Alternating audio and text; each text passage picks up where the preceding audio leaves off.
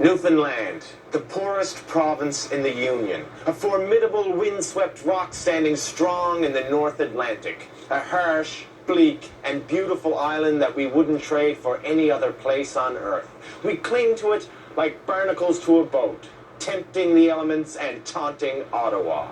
We wake up to blizzard warnings, flick on the radio and hear that another 1,000 jobs are gone, the Prime Minister hates our guts, and 5 people are missing on the water. And yet we still can be heard singing God Guard Thee Newfoundland like there was no tomorrow. And why? Because we have a sense of humor.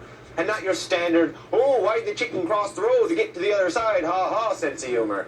No, a safer bet would be to tell the one of a buddy's wife who was eaten by lobsters during the worst fishing season known to man. And that's around the Sunday's supper table.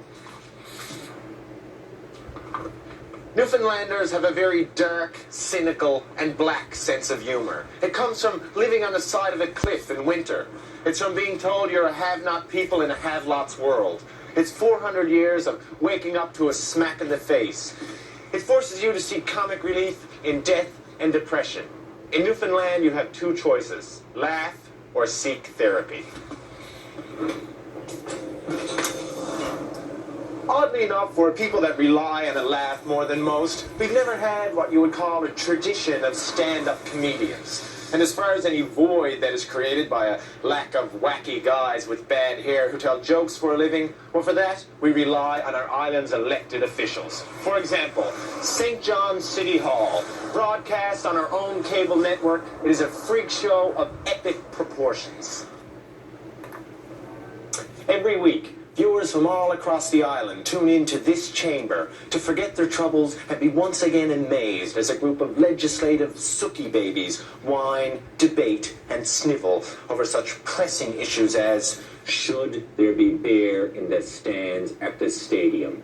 All the while carefully avoiding any chance at upsetting the substance abuser vote.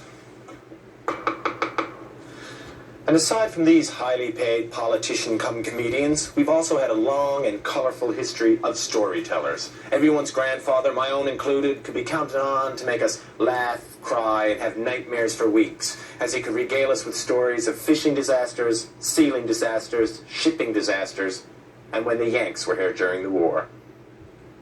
Oh yeah, Newfoundlanders are always up for and good for a laugh. But be warned, what we don't like is the Newfie joke. There's more than one story about the guy from away who's having the time of his life in a Newfoundland pub, only to wake up the next day with 2 black eyes and a mild concussion, mumbling about the very last thing he can remember saying. Did ya hear the one about the 2 Newfies who? Bang, lights out. For News Magazine, I'm Rick Mercer.